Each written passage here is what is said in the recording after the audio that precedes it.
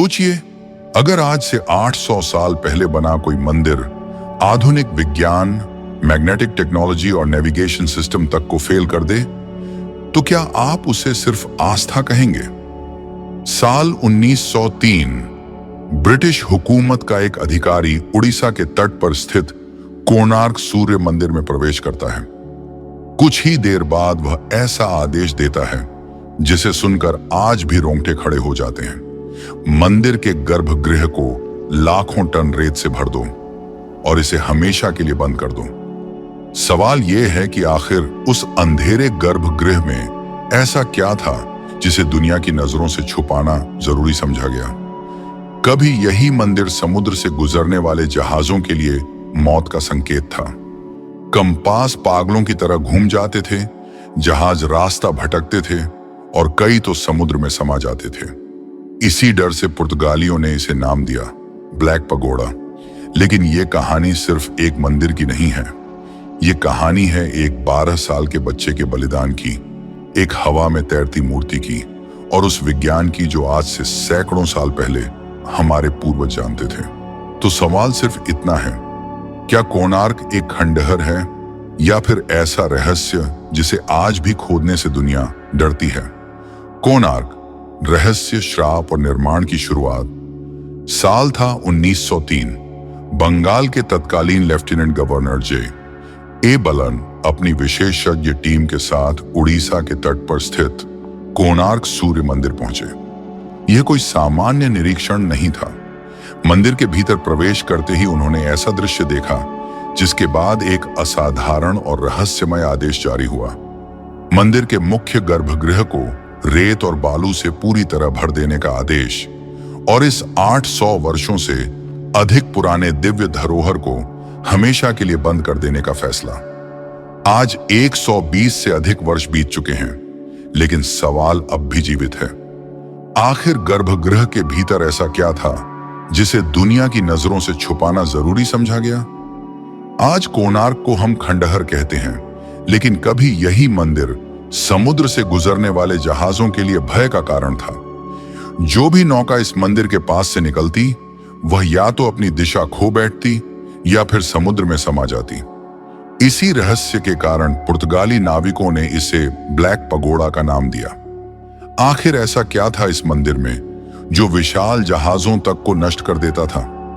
उड़ीसा के समुद्री तट के पास स्थित यह सूर्य मंदिर लगभग 800 साल पुराना है और भारतीय स्थापत्य कला का ऐसा उदाहरण है जो आज भी आधुनिक इंजीनियरों को सोचने पर मजबूर कर देता है। उस युग में न सीमेंट था, न आधुनिक मशीनें, फिर भी हमारे पूर्वजों ने आयरन इंटरलॉकिंग सिस्टम से इस अकल्पनीय संरचना को खड़ा किया। कहा जाता है कि भगवान सूर्य की अष्टधातु प्रतिमा बिना किसी आधार के हवा में स्थिर रहती थी। यह कोई चमत्कार नहीं, बल्कि विज्ञान था। ऐसा विज्ञान जिसे हम आज भूल चुके हैं। लेकिन कोणार्क की कहानी केवल पत्थरों की नहीं, बल्कि एक बलिदान की भी है, एक 12 वर्षीय बालक का बलिदान। साथ ही यह सवाल भी उठता है कि इस मंदिर का निर्माण किसने करवाया और आखिर यह भव्य संरचना खंडहर में कैसे बदल गई? इन रहस्यों को समझने के लिए हमें इतिहास से भी पीछे द्वापर युग की एक पौराणिक कथा में जाना होगा। यह कथा है भगवान श्री कृष्ण और जाम्बवती के पुत्र साम की। अद्भुत सौंदर्य और तेजस्वी व्यक्तित्व के कारण साम पूरे आर्यावर्त में प्रसिद्ध थे, लेकिन यही सौंदर्य उनके अहंकार का कारण बन गया। वे आर्षियों और बड़ों का उपहास करने लगे। पुराणों के अनुसार देवर्षि नारद उनके व्यवहार से क्षुब्ध थे। उन्होंने साम को एक सरोवर की ओर भेजा जहां भगवान श्री कृष्ण की अन्य रानियां स्नान कर रही थीं। जब श्री कृष्ण ने यह देखा तो क्रोध में आकर उन्होंने साम को कुष्ठ रोग का श्राप दे दिया। क्षण भर में साम का स्वर्ण सा शरीर विकृत हो गया। असहनीय पीड़ा में उन्होंने पिता के चरणों में क्षमा मांगी। तब श्री कृष्ण को नारद की लीला का आभास हुआ। श्राप वापस नहीं लिया जा सकता था, इसलिए उन्होंने साम को सूर्यदेव की शरण में जाने की सलाह दी, क्योंकि सूर्य ही आरोग्य के देवता माने जाते हैं। महर्षि के मार्गदर्शन में साम ने चंद्रभागा नदी के संगम तट पर 12 वर्षों तक कठोर तपस्या की। अंततः सूर्यदेव प्रसन्न हुए और उन्हें रोग मुक्त होने का वरदान मिला। कृतज्ञता में साम ने उसी स्थान पर सूर्यदेव का भव्य मंदिर बनवाने का संकल्प लिया। लोक कथाओं के अनुसार स्नान के दौरान उन्हें नदी में सूर्यदेव की एक दिव्य मूर्ति प्राप्त हुई और यही स्थान आगे चलकर कोणार्क कहलाया। कोण अर्थात दिशा और अर्क अर्थात सूर्य। लेकिन यह पौराणिक कथा है। ऐतिहासिक रूप से इस मंदिर का निर्माण गंग वंश से जुड़ा है। अब कहानी इतिहास के उस अध्याय में प्रवेश करती है जहां भक्ति के साथ राजनीति और शक्ति भी जुड़ी हुई थी। विज्ञान, बलिदान और पतन का रहस्य। इतिहासकारों के अनुसार आज जो कोणार्क सूर्य मंदिर हम देखते हैं वह सूर्य आराधना का चौथा और सबसे विशाल स्वरूप था। इसका निर्माण 13वीं शताब्दी में पूर्वी गंग वंश के महान शासक नरसिंहदेव प्रथम के शासनकाल में हुआ। शिलालेखों के अनुसार यह निर्माण कार्य 1238 से 1264 ईस्वी के बीच पूरा हुआ। इस मंदिर के पीछे केवल धार्मिक आस्था नहीं बल्कि एक राजनीतिक संदेश भी था, गंग वंश की शक्ति और वैभव का प्रदर्शन। कहा जाता है कि राजा की माता कस्तूरी देवी ने उन्हें प्रेरित किया था कि जैसे उनके पूर्वजों ने पुरी में जगन्नाथ मंदिर बनवाया, वैसे ही सूर्यदेव के सम्मान में एक ऐसा मंदिर बने जो पूरी दुनिया को चकित कर दे। राजा ने अपने राज्य के 12 वर्षों का संपूर्ण राजस्व इस एक मंदिर पर लगा दिया।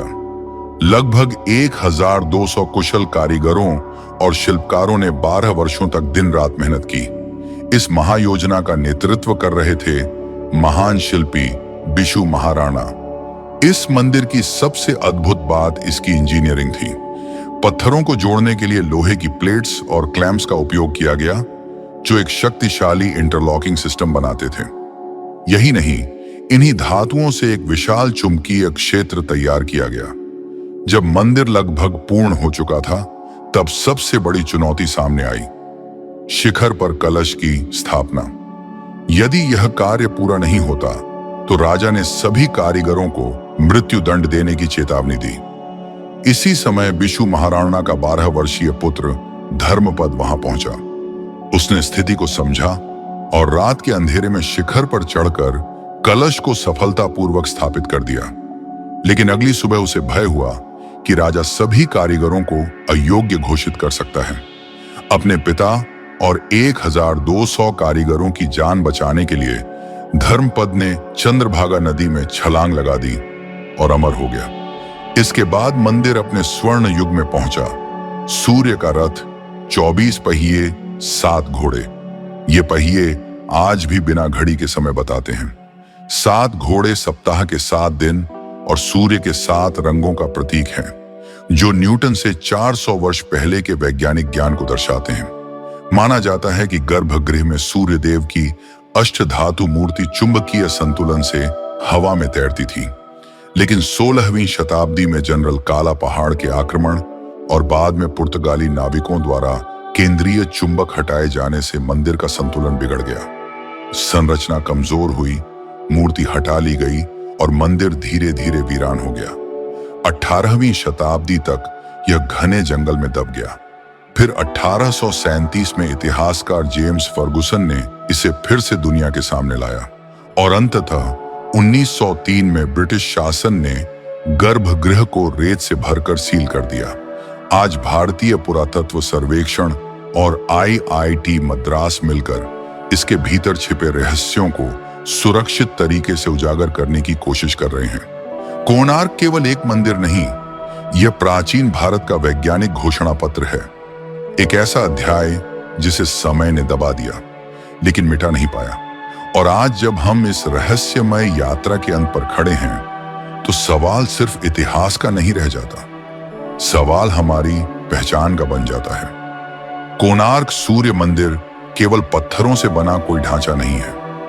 यह हमारे पूर्वजों के उस ज्ञान का प्रमाण है जिसमें धर्म और विज्ञान एक दूसरे के विरोधी नहीं बल्कि पूरक थे। एक ऐसा मंदिर जो समय बताता है, प्रकाश के रंग समझाता है, चुंबकीय शक्ति से मूर्ति को थामे रखता है और समुद्र तक को प्रभावित कर देता है। क्या यह सब महज संयोग हो सकता है? शायद नहीं। शायद कोणार्क हमें यह याद दिलाने आया है कि हम किस सभ्यता की संतान हैं और हमने कितना कुछ भुला दिया है। अगर आपको यह कहानी रोमांचक लगी हो, अगर इन रहस्यों ने आपको सोचने पर मजबूर किया हो, तो इस वीडियो को लाइक जरूर करें, क्योंकि आपका एक लाइक ऐसी कहानियों को आगे बढ़ाता है। अपने दोस्तों और परिवार के साथ इसे शेयर करें ताकि वे भी जान सकें भारत की उस विरासत के बारे में जिसे समय भी मिटा नहीं सका। और अगर आप चाहते हैं ऐसी ही रहस्यमयी, ऐतिहासिक और चौंका देने वाली डॉक्यूमेंट्री कहानियां, तो अभी चैनल को सब्सक्राइब करें, क्योंकि ये सिर्फ कहानियां नहीं, ये हमारी जड़ों की आवाज है।